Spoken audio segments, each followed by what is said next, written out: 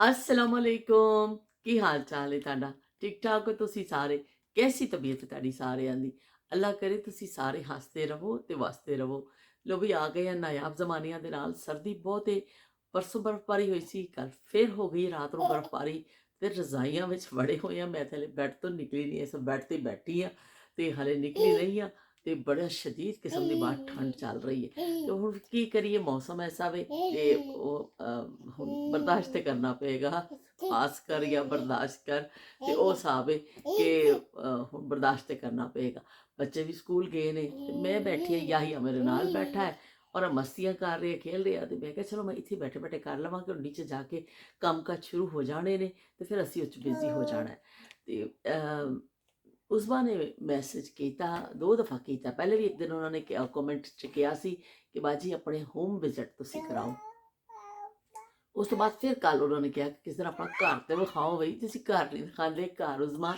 ਦਿਖਾ ਦੇਵਾਂਗੇ ਇਨਸ਼ਾਅੱਲਾ ਕੋਈ ਐਸੀ ਗੱਲ ਨਹੀਂ ਹੈ ਕਿ ਮੈਂ ਨਹੀਂ ਦਿਖਾਣਾ ਬਸ ਉਸ ਤਰ੍ਹਾਂ ਹੁੰਦਾ ਕਿ ਉਹ ਜਿਸ ਵੇਲੇ ਮੈਂ ਵੀਡੀਓ ਬਣਾਉਣੀ ਹੁੰਦੀ ਹੈ ਨਾ ਤਾਂ ਉਹ ਜਲਦੀ ਨਾ ਫਿਰ ਬਣਾ ਲੈਣੀ ਆ ਫਿਰ ਇਹਦੇ ਲਈ ਪੂਰਾ ਚਾਹੀਦਾ ਕਿ ਪ੍ਰੋਪਰ ਕੋਈ ਸ਼ੋਰ ਸ਼ਰਾਬਾ ਨਾ ਹੋਵੇ ਔਰ ਫਿਰ ਮਤਲਬ ਇਸ ਤਰ੍ਹਾਂ ਕਮਰੇ ਤੁਹਾਨੂੰ ਦਿਖਾਉਂਦੀ ਰਹਾਂ ਜਾਂ ਫਿਰ ਮੈਂ ਛੋਟੇ ਛੋਟੇ ਸ਼ਾਟ ਲਵਾਂ ਇਨਸ਼ਾਅੱਲਾ ਮੈਂ ਕੋਸ਼ਿਸ਼ ਕਰਕੇ ਨਾ ਕਿਸੇ ਦਿਨ ਤੁਹਾਨੂੰ ਦਿਖਾ ਦੇਵਾਂਗੀ ਪਰ ਇਹ ਵੇ ਕਿ ਪਾਕਿਸਤਾਨ ਤੋਂ ਆ ਕੇ ਤਾਂ ਜ਼ਰੂਰ ਹੀ ਦਿਖਾਵਾਂਗੀ ਕਿਉਂਕਿ ਪਾਕਿਸਤਾਨ ਜਾਣ ਦੀਆਂ ਤਿਆਰੀਆਂ ਨੇ ਉੱਪਰ ਕਮਰੇ 'ਚ ਯਕੀਨ ਮੰਨੋ ਮੈਂ ਤੁਹਾਨੂੰ ਕਮਰਾ ਦਿਖਾ ਦਾਂਗੀ ਇੰਨਾ ਖਿਲਾਰਾ ਪਿਆ ਨਾ ਉਹ ਜਿਹੜੀ ਚੀਜ਼ ਲਿਆਉਂਦੇ ਆ ਉੱਥੇ ਰੱਖਦੇ ਨੇ ਆ ਕੁਛ ਮੇਰੇ ਬੈਗ ਬੰਨੇ ਪਏ ਨੇ ਉਹ ਬੈਗ ਹੁਣ ਮੈਂ ਹਾਲੇ ਖੋਲ੍ਹਣੇ ਨੇ ਉਹ ਬੜੀ ਲੰਬੀ ਦਾਸਤਾਨ ਹੈ ਕਿਉਂਕਿ ਉਹ 'ਚ ਹੁਣ ਗਰਮ ਕੱਪੜੇ ਜ਼ਿਆਦਾ ਜਿਹੜੇ ਗਰਮ ਕੱਪੜੇ ਰੱਖੇ ਸਭ ਕੱਢਣੇ ਨੇ ਦੂਸਰੇ ਰੱਖਣੇ ਨੇ ਇਸ ਤਰ੍ਹਾਂ ਉੱਪਰ ਕਮਰੇ 'ਚ ਵੀ ਖਾਸਾ ਫੈਲਾਓ ਹੈ ਥੋੜ੍ਹਾ ਜਿਹਾ ਫੈਲਾਓ ਠੀਕ ਹੋ ਜਾਵੇ ਫਿਰ ਮੈਂ ਤੁਹਾਨੂੰ ਦਿਖਾ ਦੇਵਾਂਗੀ ਕੋਈ ਐਸਾ ਮਸਲਾ ਨਹੀਂ ਕੋਈ ਬਹੁਤ ਕੋਈ ਸ਼ਹਾਨਾ ਠਾਠ ਵਾਲਾ ਸਾਡਾ ਘਰ ਨਹੀਂ ਹੈ ਸਾਦਾ ਸੁਦਾ ਜੀ ਘਰ ਹੈ ਸਾਡਾ ਇੱਥੇ ਜ਼ਿਆਦਾਤਰ 2 ਬੈਡਰੂਮ 1 ਬੈਡਰੂਮ ਵੀ ਲੋਕ ਲੈਂਦੇ ਨੇ 2 ਬੈਡਰੂਮ 3 ਬੈਡਰੂਮ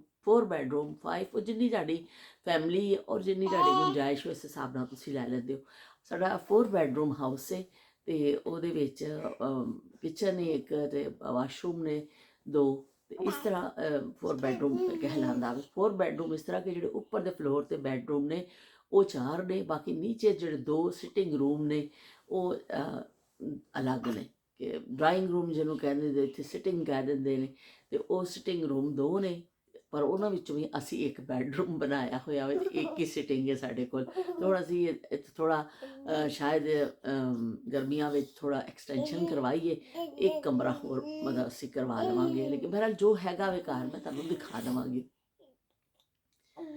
ਹਾਂ ਤੇ ਘਰ ਦੇ ਹਵਾਲੇ ਦੇ ਨਾਲ ਕਿ ਬੜੇ ਬੜੇ ਆਲੀਸ਼ਾਨ ਘਰ ਬੜੇ ਬੜੇ ਖੂਬਸੂਰਤ ਘਰ ਚਲੋ ਅਸੀਂ ਘਰ ਦੇ ਹਵਾਲੇ ਨਾਲ ਹੀ ਗੱਲ ਕਰ ਲੈਂਦੇ ਹਾਂ ਕਿ ਇੰਨੀਆਂ ਖੂਬਸੂਰਤ ਚੀਜ਼ਾਂ ਅੱਲਾਹ ਤਾਲਾ ਨੇ ਮਤਲਬ ਇਨਸਾਨਾਂ ਨੂੰ ਅਕਲ ਦਿੱਤੀ ਹੈ ਬਿਲਡਿੰਗਸ ਬਣ ਗਈਆਂ ਨੇ ਖੂਬਸੂਰਤ ਅੱਜ ਦੇ ਫਲੈਟ ਤੁਸੀਂ ਦੇਖੋ ਇੰਨੇ ਹਸੀਨ ਨੇ ਕਿ ਐਸਾ ਲੱਗਦਾ ਕਿਸੇ ਬੰਗਲੇ ਵਿੱਚ ਆ ਵੜੇ ਆ ਬਹੁਤ ਬਹੁਤ ਅੱਛੀਆਂ ਤਾਮੀਰਾਤ ਹੋ ਰਹੀਆਂ ਨੇ ਔਰ ਅੱਛੇ ਤੋਂ ਅੱਛੇ ਇਨਸਾਨ ਸਟਾइल ਲਿਵਿੰਗ ਸਟਾइल ਦੀ ਤਰਫ ਜਾ ਰਹੇ ਆਵੇ ਪਰ ਐਵੇਂ ਕਿ ਹੈ ਤੇ ਘਰ ਹੀ ਨਾ ਸਿਰ ਛੁਪਾਉਣ ਦੀ ਜਗ੍ਹਾ ਬਸ ਐਵੇਂ ਕਿ ਅੱਲਾਹ ਤਾਲਾ ਇੱਜ਼ਤ ਦੇ ਨਾਲ ਦਵੇ ਘਰ ਆਪਣੇ ਸਿਰ ਦੀ ਛੱਤ ਹੋਵੇ ਤੇ ਲੱਖ ਸ਼ੁਕਰ ਹੈ ਉਹਦਾ ਬਹੁਤ ਜ਼ਿਆਦਾ ਲਗਜ਼ਰੀ ਦੀ ਅਸੀਂ ਆਦੀ ਵੀ ਨਹੀਂ ਆ ਅਲਹਮਦੁਲਿਲਾ ਕੋਈ ਐਸਾ ਵੀ ਨਹੀਂ ਕਿ ਲਗਜ਼ਰੀ ਨਹੀਂ ਨੇ ਸਾਡੇ ਕੋਲ ਹਾਂ ਬਚਪਨ ਵਿੱਚ ਜਿਹੜਾ ਫਿਰ ਬਚਪਨ 'ਚ ਚਲੇ ਜਾਂਦੇ ਆ ਕਿ ਉਸ ਜ਼ਮਾਨੇ 'ਚ ਤੇ ਇੱਕ ਇੱਕ ਕਮਰੇ ਦਾ ਘਰ ਜ਼ਿਆਦਾਤਰ ਹੁੰਦਾ ਸੀ ਜ਼ਿਆਦਾਤਰ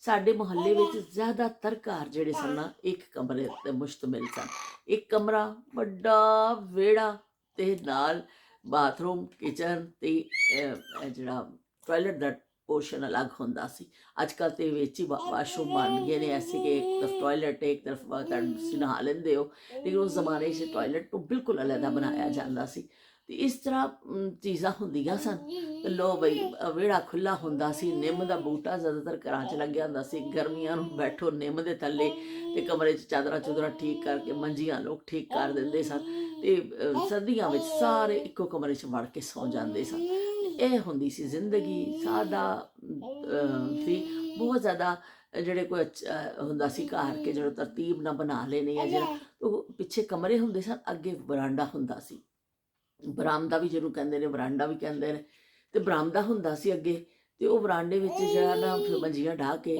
ਚਲੋ ਉੱਥੇ ਦੁਪਹਿਰ ਉੱਥੇ ਗੁਜ਼ਾਰ ਲੈਣੀ ਤੇ ਇਸ ਤਰ੍ਹਾਂ ਕਰਕੇ ਲੋਕ ਕਮਰਾ ਬਰਾਮਦਾ ਜਾਂ ਸੇਨ ਜਾਂ ਸਿਰਫ ਕਮਰਾ ਤੇ ਸੇਮ, ਇਸ ਤਰ੍ਹਾਂ ਜ਼ਿੰਦਗੀ ਗੁਜ਼ਰਦੀ ਸੀ ਸਾਡੇ ਮੁਹੱਲੇ ਵਿੱਚ। ਮੇਰਾ ਖਿਆਲ ਹੈ, ਮੈਨੂੰ ਜਿੱਥੇ ਤੱਕ ਯਾਦ ਪੈਂਦਾ, ਮੇਰੀ ਇਹ ਯਾਦਦਾਸ਼ਤਾਂ ਜਿਹੜੀਆਂ ਕੰਮ ਕਰ ਰਹੀਆਂ ਨੇ, ਕਿ ਸ਼ਾਇਦ ਸਾਡਾ ਹੀ ਘਰ ਐਸਾ ਸੀ, ਇੱਕ ਸਾਡੇ ਹੋਰ ਅੱਗੇ ਬਿਲਕੁਲ ਕਾਰਨਰ ਦਾ ਘਰ ਸੀ ਕਿ ਜਿਹਨਾਂ ਕੋਲ 2 ਕਮਰੇ ਸਨ, ਬਾਕੀ ਸਭ ਕੋ ਇੱਕ ਇੱਕ ਕਮਰੇ ਤੋਂ ਮੁਸ਼ਤਮਿਲ ਘਰ ਸੀ। ਲੇਕਿਨ ਲੋਕ ਇੰਨੇ ਪੁਰਸਕੂਨ ਸਨ, ਉਹਨਾਂ ਦੀ ਜ਼ਿੰਦਗੀਆਂ ਇੰਨੀਆਂ ਪੁਰਸਕੂਨ ਸਨ ਕਿ ਉਹ ਕੀ ਕਹਿੰਦੇ ਨੇ, ਉਹ ਕਦੀ ਫੀਲ ਹੀ ਨਹੀਂ ਹੋਇਆ ਸੀ ਕਿ ਸਾਡੇ ਕੋਲ ਇਹ ਨਹੀਂ ਹੈ, ਸਾਡੇ ਕੋਲ ਲਗਜ਼ਰੀ ਲਾਈਫ ਨਹੀਂ ਹੈ, ਸਾਡੇ ਕੋਲ ਬੈੱਡ ਨਹੀਂ ਨੇ, ਸਾਡੇ ਕੋਲ ਸੋਫੇ ਨਹੀਂ ਨੇ। ਲੋਕ ਆਪਣੀ ਮਿਹਨਤ ਮੁਸ਼ੱਕਤ ਕਰਦੇ ਸਨ, ਸਾਦਗੀ ਵਿੱਚ ਵੀ ਲੋਕ ਖੁਸ਼ ਸਨ। ਇਸੇ ਤੋਂ ਹੀ ਉਹਨਾਂ ਦੀ ਸਿਹਤਾਂ ਵੀ ਅੱਛੀਆਂ ਸਨ, ਇਸੇ ਤੋਂ ਹੀ ਉਹਨਾਂ ਨੂੰ ਬਿਮਾਰੀਆਂ ਵੀ ਘੱਟ ਸਨ ਕਿ ਉਹ ਇਹਨਾਂ ਟੈਨਸ਼ਨਾਂ ਵਿੱਚ ਨਹੀਂ ਸਨ। ਮੇਰਾ ਆਪਣਾ ਖਿਆਲ ਹੈ ਵੀ ਮੈਂ ਵੀ ਇੱਕ ਬੜੀ ਕਦੀ ਕਦੀ ਦਿਮਾਗ ਨਾਲ ਸੋਚਦੀ ਹਾਂ ਤੇ ਇਹੀ ਮੈਨੂੰ ਵਜ੍ਹਾ ਸਮਝ ਆਉਂਦੀ ਹੈ। क्या बात है, चुप कर जाओ, आप बहुत शोर कर रहे हो। ਤੇ ਉਹ ਫਿਰ ਛਾਵਾਂ ਹੁੰਦੀਆਂ ਸਨ ਬੂਟਿਆਂ ਦੀਆਂ, ਤੇ ਸਾਡੇ ਘਰ 'ਚ 2 ਕਮਰੇ ਸਨ। ਇੱਕ ਕਮਰੇ 'ਚ ਅੰਮੀ ਦੇ ਸੋਫਾ, ਉਸ ਜ਼ਮਾਨੇ 'ਚ ਸੋਫਾ ਬੜਾ ਨਾਯਾਬ ਚੀਜ਼ ਹੁੰਦੀ ਸੀ। ਮੇਰਾ ਖਿਆਲ ਹੈ ਇਹ ਵੀ ਮੈਂ ਸ਼ਾਇਦ ਗਲਤ ਬਿਆਨੀ ਨਹੀਂ ਕਰ ਰਹੀ, ਇਸ ਮੁਹੱਲੇ 'ਚ ਸ਼ਾਇਦ ਸਾਡੇ ਘਰ ਤੇ ਜਿਹੜੇ ਪਾਇਲਟ ਸਨ ਉਹਦੇ ਘਰ ਸੋਫਾ ਸੀ, ਬਾਕੀ ਜ਼ਿਆਦਾਤਰ ਆਮ ਮੰਜੀਆਂ ਹੀ ਘਰਾਂ 'ਚ ਹੁੰਦੀਆਂ ਸਨ। ਸਾਡੇ ਘਰ ਇੱਕ ਸੋਫਾ ਸੀ, ਇੱਕ ਡਾਈਨਿੰਗ ਟੇਬਲ ਸੀ ਔਰ ਇੱਕ ਬਰਤਨਾਂ ਵਾਲੀ ਅਲਮਾਰੀ ਹੁੰਦੀ ਸੀ। ਉਹ ਫਿਰ ਲੋਕ ਬੜਾ ਸਜਾ ਸਜੂ ਕੇ ਇੱਕ ਕਮਰੇ 'ਚ ਸਾਡੀ ਅੰਮੀ ਨੇ ਉਹਨੂੰ ਸਜਾਇਆ ਹੁੰਦਾ ਸੀ। ਸੋਫੇ ਦੇ ਕੱਪੜੇ ਮੇਰੀ ਅੰਮੀ ਨੇ ਕਵਰ ਖੁਦ ਸੀਣੇ ਆਪਣੇ ਹੱਥਾਂ ਨਾਲ ਕਿ ਬਈ ਉਹ ਚੰਗੀ ਤਰ੍ਹਾਂ। ਔਰ ਫਿਰ ਉਹ ਡਾਈਨਿੰਗ ਟੇਬਲ ਹੁੰਦਾ ਸੀ, ਇੱਕ ਕਮਰੇ 'ਚ ਸਾਡੀ ਮੰਜੀਆਂ ਹੁੰਦੀਆਂ ਸਨ, ਸਾਰੇ ਉਸ ਸੋ ਜਾਂਦੇ ਸਨ। ਉਹ ਜਿਹੜਾ ਡਰਾਇੰਗ ਰੂਮ ਕਹਿ ਲਓ ਜਾਂ ਜਿਹੜਾ ਐਸਾ ਬੈਠਕ ਕਹਿੰਦੇ ਹੁੰਦੇ ਸਨ, ਬੈਠਕ ਕਹਿ ਲਓ, ਡਰਾਇੰਗ ਰੂਮ ਕਹਿ ਲਓ ਤੇ ਉਹ ਲਿਵਿੰਗ ਕਹਿ ਲਓ, ਉਹ ਤੁਸੀਂ ਜਿਹੜਾ ਇਤਵਾਰ ਵਾਲੇ ਦਿਨ ਮੇਰੇ ਅੱਬੂ ਦੇ ਦੋਸਤ ਆਉਂਦੇ ਸਨ, ਤਾਸ਼ ਦੀ ਸੱਜਦੀ ਸੀ ਮਹਿਫਿਲ ਉੱਥੇ। ਫਿਰ ਤੇ ਉਸ ਵਕਤ ਮਰਦਾਂ ਦਾ ਪਸੰਦੀਦਾ ਮਸ਼ਗਲਾ ਹੁੰਦਾ ਸੀ ਤਾਸ਼ ਖੇਲਣਾ, ਕਿ ਤਾਸ਼ ਖੇਲਦੇ ਸਨ, ਬਾਜ਼ੀਆਂ ਚੱਲੀਆਂ, ਮੇਰੇ ਅੱਬੂ ਦੇ ਦੋਸਤ ਆ ਜਾਂਦੇ ਸਨ, ਮੇਰੇ ਪੱਪਾ ਜੀ ਆ ਜਾਂਦੇ ਸਨ।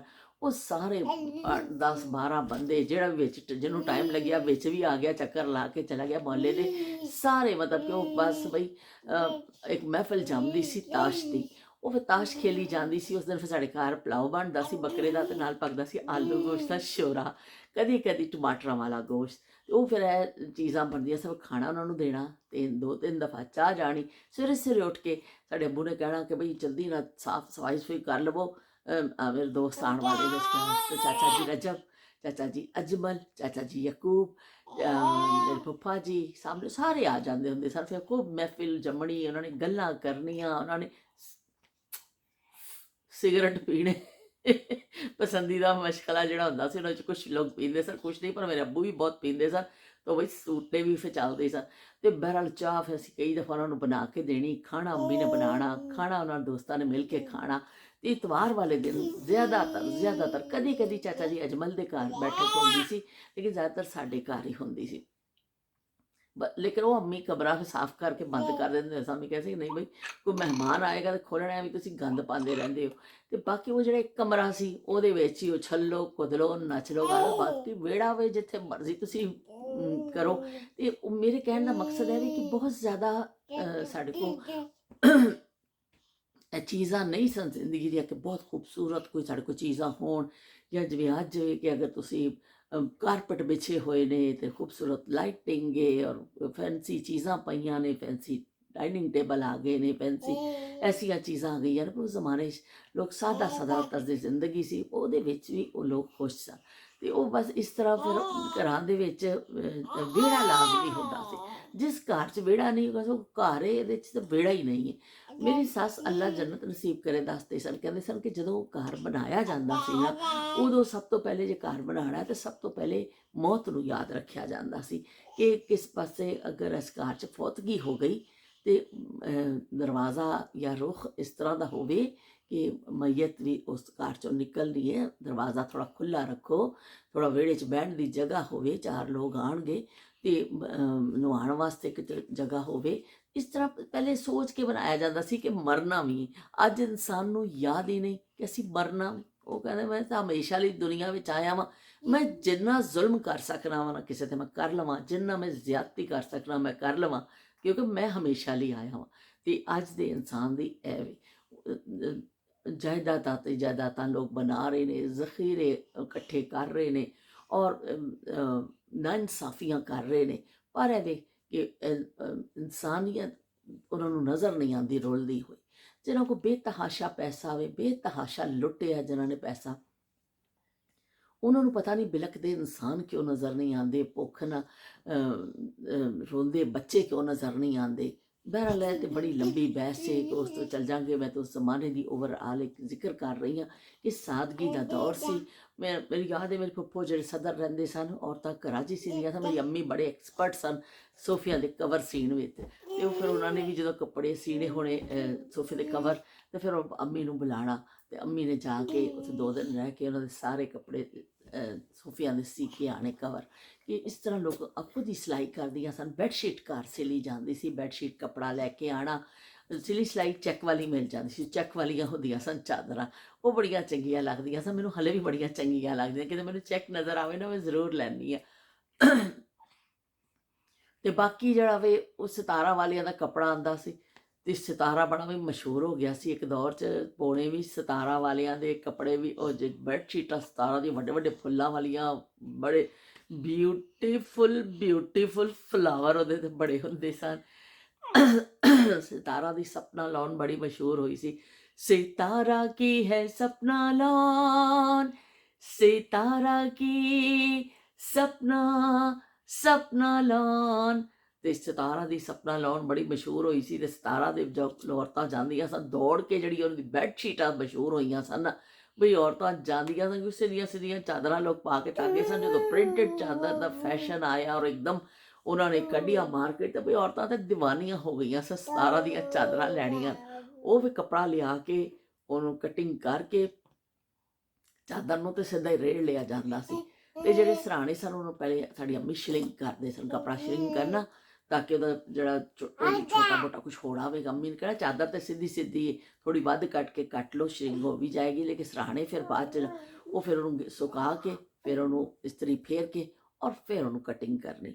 ਉਹ ਫਿਰ ਇਸ ਤਰ੍ਹਾਂ ਔਰਤਾਂ ਘਰਾਂ 'ਚ ਹੀ ਆਪਣੇ ਘਰ ਦੇ ਚਾਦਰਾਂ ਹੁੰਦੀਆਂ ਸਨ ਉਹਨਾਂ ਦੇ ਸੀ ਲੈਣੇ, ਔਰ ਆਪਣੇ ਜਿਹੜਾ ਤਕੀਏ ਦੇ ਕਵਰ ਵੀ ਬਣਾ ਲੈਣੇ, ਅਤੇ ਬਸ ਕਮਰੇ ਆਪਣੇ ਸੈੱਟ ਕਰ ਲੈਣੇ। ਇੱਕ ਇੱਕ ਕਮਰਾ ਹੁੰਦਾ ਸੀ, ਸਾਫ ਸੁਥਰਾ ਹੁੰਦਾ ਸੀ, ਸਰਾਣੇ ਉੱਤੇ ਪਏ ਹੋਣੇ, ਅਤੇ ਦਿਨ ਜਿਹੜੇ ਨੇ ਉਹ 'ਚ ਗੁਜ਼ਰ ਜਾਣੇ। ਅਤੇ ਕਿੰਨਾ ਅੱਛਾ ਦੌਰ ਸੀ ਕਿ ਲੋਕ ਇਕੱਠਾ ਕਰਨ ਦੀ ਚਾਹ ਵਿੱਚ ਨਹੀਂ ਜੀਂਦੇ ਸਨ। ਲੋਕ ਇਹ ਨਹੀਂ ਕਹਿੰਦੇ ਸਨ ਮੈਂ, ਜਿਹਦੇ ਕੋਲ ਇੱਕ ਮਕਾਨ ਹੁੰਦਾ ਸੀ ਯਕੀਨ ਮੰਨੋ ਉਹਦੇ 'ਚ ਹੀ ਖੁਸ਼ ਰਹਿੰਦਾ ਸੀ। ਉਹਨੂੰ ਕਦੀ ਖਿਆਲ ਹੀ ਨਹੀਂ ਆਉਂਦਾ ਸੀ ਮੈਂ ਕੋਈ ਹੋਰ ਪ੍ਰਾਪਰਟੀ ਬਣਾਵਾਂ। ਉਹ ਬਸ ਉਹਦੇ ਵਿੱਚ ਹੀ ਮਗਨ ਹੁੰਦਾ ਸੀ ਕਿ ਬਸ ਮੈਂ ਇਹਨੂੰ ਕਰ ਲਵਾਂ, ਚਾਦਰ ਲੈ ਲਈਏ, ਕਰ ਲਈਏ, ਉਹ ਕਰ ਲਈਏ, ਉਹ ਲੋਕ ਉਹਦੇ 'ਚ ਹੀ ਲੱਗੇ ਰਹਿੰਦੇ। ਅੱਜ ਮੈਂ ਦੇਖ ਰਹੀ ਹਾਂ ਕਿ ਜਿਹਦੇ ਕੋਲ ਇੱਕ ਅੱਲਾ ਨੇ ਦਿੱਤਾ ਵੀ ਹੈ, ਉਹ ਦੂਸਰੇ ਦੇ ਚੱਕਰ 'ਚ ਪੈ ਜਾਂਦਾ, ਤੀਸਰੇ ਦੇ ਚੱਕਰ 'ਚ ਪੈ ਜਾਂਦਾ। ਨਾਜਾਇਜ਼ ਜ਼ਰਾਏ ਇਸਤੇਮਾਲ ਕਰਦੇ ਨੇ ਲੋਕ, ਅਤੇ ਗਲਤ ਤਰੀਕੇ ਨਾਲ ਬਣਾਉਂਦੇ ਨੇ, ਪਰ ਜਾਇਦਾਦਾਂ ਇਕੱਠੀਆਂ ਕਰੀ ਜਾ ਰਹੇ ਨੇ ਲੋਕ। ਅਤੇ ਬਈ ਠੀਕ ਹੈ, ਹੁਣ ਅਸੀਂ ਕੀ ਕਰ ਸਕਦੇ ਹਾਂ, ਹਰ ਕਿਸੇ ਦੀ ਆਪਣੀ ਮਰਜ਼ੀ ਹੈ। ਅਤੇ ਕੀ ਕਹਿੰਦੇ ਨੇ, ਇਹ ਤਾਂ ਚੱਲਦਾ ਹੀ ਰਹੇਗਾ। ਅਤੇ ਅੱਜ ਮੈਂ ਘਰ ਦੇ ਹਵਾਲੇ ਦੇ ਨਾਲ, ਉਸਮਾ ਦੇ ਕੌਮੈਂਟ ਦੇ ਹਵਾਲੇ ਨਾਲ, ਦੇਖੋ ਕਿੱਥੋਂ ਗੱਲ ਚੱਲੀ ਹੈ ਅਤੇ ਕਿੱਥੇ ਮੁੱਕੀ ਹੈ, ਕਿ ਮੈਂ ਤੁਹਾਨੂੰ ਇਨਸ਼ਾਅੱਲਾ ਦਿਖਾ ਦੇਵਾਂਗੀ। ਘਰ ਕੋਈ ਐਸਾ ਨਹੀਂ ਹੈ ਕਿ ਬਈ ਸਾਦਾ ਜਿਹਾ, ਮੈਨੂੰ ਤਾਂ ਬੜਾ ਅੱਛਾ ਲੱਗਦਾ। ਬਸ ਅੱਲਾਹ ਤਾਲਾ ਦਾ ਅਲਹਮਦੁਲਿਲਾ ਸ਼ੁਕਰ ਹੈ। ਪਰਸੋਂ ਰਾਤ ਜਦੋਂ ਬਹੁਤ ਤੂਫਾਨੀ ਬਾਰਿਸ਼ ਸੀ, ਮੈਂ ਤੁਹਾਨੂੰ ਦਿਖਾਵਾਂਗੀ, ਸਾਡੀ ਫੈਂਸ ਵੀ ਗਿਰ ਗਈ ਹੈ, ਸਾਰੀ ਚੀਜ਼ਾਂ ਉੜ ਗਈਆਂ। ਬਰਫਬਾਰੀ ਤੋਂ ਪਹਿਲੋਂ ਇੰਨੀ ਤੂਫਾਨੀ ਹਵਾਵਾਂ, ਪੂਰਾ ਤੂਫਾਨ ਸੀ ਇੱਕ, ਅਤੇ ਉਹ ਜਿਹੜੀਆਂ ਚੱਲੀਆਂ ਨੇ, ਰਾਤ ਭਰ ਸੋ ਨਹੀਂ ਸਕੇ। ਇਸ ਤਰ੍ਹਾਂ ਲੱਗ ਰਿਹਾ ਸੀ ਕਿ ਛੱਤ ਉੜ ਜਾਏਗੀ। ਅਤੇ ਮੈਂ ਇੰਨਾ ਸ਼ੁਕਰ ਅਦਾ ਕਰ ਰਹੀ ਸੀ, ਰਜ਼ਾਈ ਵਿੱਚ ਸ਼ੋਰ ਆ ਰਿਹਾ ਸੀ, ਅੱਲਾ ਅਲਹਮਦੁਲਿਲਾ, ਜਾਂ ਅੱਲਾ ਤੇਰਾ ਸ਼ੁਕਰ ਹੈ ਕਿ ਤੂੰ ਸਾਨੂੰ ਇੱਕ ਗਰਮ ਬਿਸਤਰ ਦਿੱਤਾ ਹੋਵੇ ਛੱਤ ਦੇ ਸਿਰ ਦੇ ਉੱਪਰ। ਜਿਹੜੇ ਹੋਮਲੈਸ ਲੋਕ ਨੇ, ਜਿਹੜੇ ਘਰਾਂ ਵਿੱਚ ਜਿਹੜੇ ਬਗੈਰ ਘਰਾਂ ਦੇ ਨੇ, ਅਤੇ ਉਹਨਾਂ ਦਾ ਕੀ ਹਾਲ ਹੁੰਦਾ ਹੋਏਗਾ। ਇਹ ਇਨਸਾਨ ਜਿਹੜਾ ਵੀ ਕਿਸੇ ਲਈ ਕਹਿੰਦੇ ਨੇ ਤੁਸੀਂ ਕੁਝ ਕਰ ਨਹੀਂ ਸਕਦੇ, ਕੋਈ ਹਮਦਰਦੀ ਨਾਲ ਸੋਚ ਹੀ ਲਵੋ ਕਿਸੇ ਦਾ, ਉਹਦਾ ਵੀ ਅਜਰ ਹੈਗਾ ਵੇ। ਬਹਿਰਹਾਲ ਇਹ ਕਿ ਅੱਜ ਜਿਹੜੇ ਘਰ ਦੇ ਹਵਾਲੇ ਦੇ ਨਾਲ ਗੱਲਾਂ ਹੋ ਗਈਆਂ। ਘਰ ਜਿਹੜਾ ਵੇ ਉਹ ਸਾਦਾ ਵੀ ਹੋਵੇ ਤਾਂ ਵੀ ਜਿੰਨਾ ਅਫਰਾਦ ਦੇ ਨਾਲ ਹੀ ਬਣਦਾ। ਦੇਖੋ ਹੱਥ ਮਾਰਦਾ ਪਿਆ ਮੈਨੂੰ, ਅਫਰਾਦ ਦੇ ਨਾਲ ਹੀ ਘਰ ਬਣਦਾ ਵੇ, ਮੁਹੱਬਤ ਦੇ ਨਾਲ ਹੀ ਘਰ ਬਣਦਾ ਵੇ। ਵਰਨਾ ਤਾਂ ਸਿਰਫ ਦਰੋ ਦੀਵਾਰ ਨੇ ਨਾ, ਜਿਹਦੇ ਮਰਜ਼ੀ ਤੁਸੀਂ ਚੰਗੇ ਬਣਾ ਲਓ। ਵੱਡੇ ਵੱਡੇ ਬੰਗਲਿਆਂ ਵਾਲੇ ਬੈਠੇ ਨੇ, ਪਰ ਉਹਨਾਂ ਨਾਲ ਕੋਈ ਗੱਲ ਕਰਨ ਵਾਲਾ ਨਹੀਂ। ਉਹ ਇੰਨੀ ਬੜੀ ਬੜੀ ਪ੍ਰੋਪਰਟੀਜ਼ ਬਣਾ ਕੇ ਲੋਕ ਬੈਠੇ ਨੇ, ਪਰ ਉਹਨਾਂ ਨੂੰ ਕੋਈ ਦੇਖਣ ਵਾਲਾ ਨਹੀਂ। ਅਤੇ ਛੋਟਾ ਹੋਵੇ ਘਰ, ਪਰ ਮਿਲ ਜੁਲ ਕੇ ਰਹੋ, ਆਪਸ 'ਚ ਇੱਕ ਦੂਸਰੇ ਦੇ ਨਾਲ ਜੁੜੋ। ਅਤੇ ਉਹ ਹੋ ਚੁੱਪ ਗੰਦਾ ਬੱਚਾ, ਉਹ ਮੇਰੇ ਕੋਲ ਲੇਟਿਆ ਹੋਇਆ। ਅਤੇ ਆਪਣਾ ਜਿਹੜਾ ਮੈਂ ਤੁਹਾਨੂੰ ਦਿਖਾਉਂਦੀ ਹਾਂ, ਅੱਜ ਯਾਹੀਆ ਦੇ ਵਿੱਚ ਤੁਸੀਂ ਨਜ਼ਾਰੇ ਕਰ ਲਓ।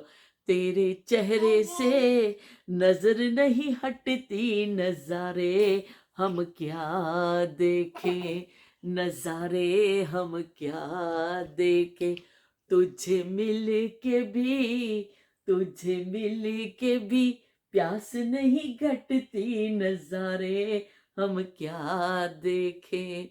ਯਾਹੀਆ ਨੂੰ ਵੀ ਅਸਲ ਮੇਰੇ ਗਾਣਿਆਂ ਦੀ ਆਦਤ ਪੈ ਗਈ ਹੈ, ਮੈਂ ਤਾਂ ਗਾਣੇ ਗਾਉਂਦੀ ਰਹਿੰਦੀ ਆ, ਯਾਹੀਆ ਬੜਾ ਖੁਸ਼ ਰਹਿੰਦਾ। ਚਲੋ ਮੈਂ ਤੁਹਾਨੂੰ ਯਾਹੀਆ ਦਿਖਾਉਂਦੀ ਹਾਂ। ਹੈਲੋ ਯਾਹੀਆ, ਹੈਲੋ ਯਾਹੀਆ, ਯਾਹੀਆ ਮੇਰਾ ਬੇਟਾ ਪਾਲਾ, क्या गल है मेरा बेटा, याहिया क्या गल है, याहिया याहिया मेरा बेटा क्या गल है, अल्लाह कह दो, अल्लाह, अल्लाह कह दो, अल्लाह कह दो याहिया, याहिया कह दो अल्लाह, अल्लाह, अल्लाह कह दो, अल्लाह। ईद के दिन कौन आया, याहिया याहिया याहिया, हमारे घर में खुशियाँ लाया, याहिया याहिया याहिया, ईद के दिन कौन आया, याहिया आया हमारे घर में ईद के दिन है। किसका बेटा है ये इतना पौला, किसका बेटा है?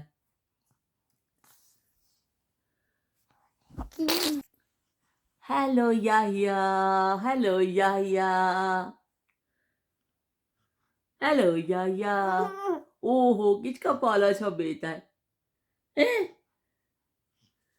अल्लड़ बल्लड़ बावेदा, बावा कणक लियावेदा, बावी बैके छट्टेगी, दुध मलाई खट्टेगी, हो अल्लड़ बल्लड़ बावेदा, बावा कणक लियावेदा, बावी बैके छट्टेगी, दुध मलाई खट्टेगी, अल्लड़ बल्लड़, ਓਏ ਅੱਲੜ ਬੱਲੜ, ਓਏ ਮੁੰਡਿਆ ਤੂੰ ਕੀ ਖਾਣ ਲੱਗ ਪਿਆ ਮੇਰਾ ਦੁਪੱਟਾ, ਓਏ ਮੁੰਡਿਆ, ਓਏ ਮੁੰਡਿਆ।